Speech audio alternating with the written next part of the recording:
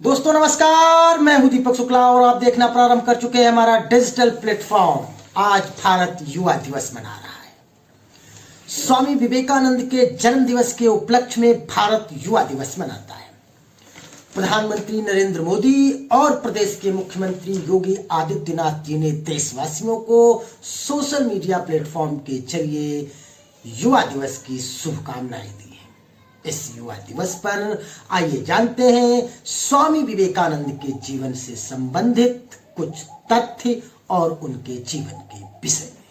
स्वामी विवेकानंद का जन्म 12 जनवरी सन 1863 को कोलकाता में एक कुलीन कायस्थ परिवार में हुआ था। उनका औपचारिक नाम नरेंद्र नाथ दत्त था। पिता विश्वनाथ दत्त कोलकाता हाईकोर्ट के एक प्रसिद्ध वकील थे। उनके दादा दुर्गाचरण दत्त संस्कृत और फारसी के विद्वान थे। उन्होंने अपने परिवार को 25 वर्ष की आयु में छोड़ दिया और एक साधु बन गए। उनकी माता भुवनेश्वरी देवी धार्मिक विचारों की महिला थी। उनका अधिकांश समय भगवान शिव की पूजा अर्चना में व्यतीत होता था। नरेंद्र के पिता और उनकी मां के धार्मिक प्रगतिशील तर्क संगत रवैया ने उनकी सोच और व्यक्तित्व को आकार देने में सहायता की। बचपन से ही नरेंद्र अत्यंत कुशाग्र बुद्धि के तो थे, परंतु नटखट भी थे।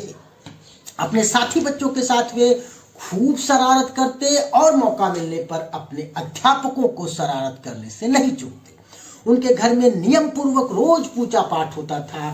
धार्मिक प्रवृत्ति के होने के कारण माता भुवनेश्वरी देवी को पुराण, रामायण, महाभारत आदि की कथा सुनने का शौक था।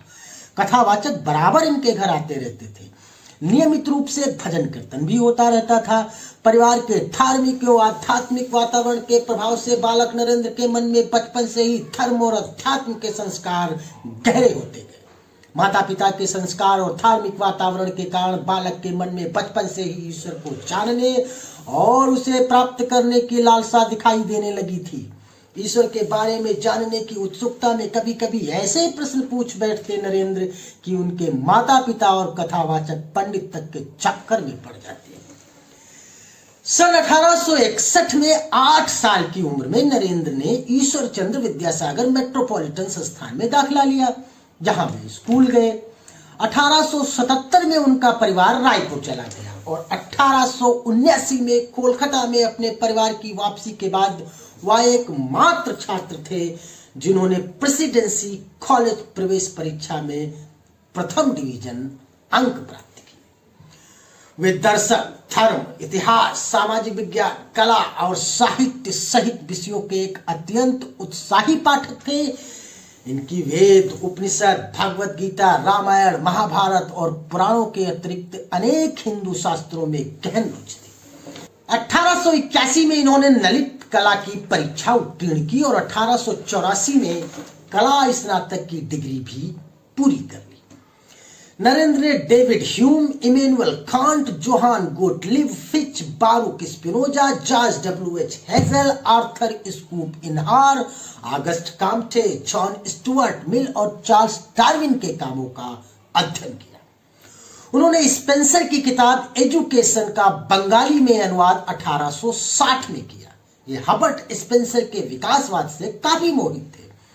पश्चिमी दार्शनिकों के अध्ययन के साथ ही इन्होंने संस्कृत ग्रंथों और बंगाली साहित्य को भी सीखा।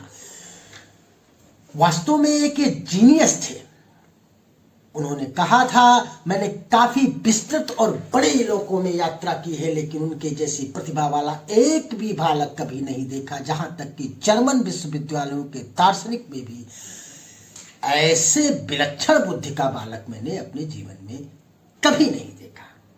नरेंद्र 1880 में हिंदू धर्म में रामकृष्ण के प्रभाव से केशव चंद्र सेन की नव विधानसभा में शामिल हुए।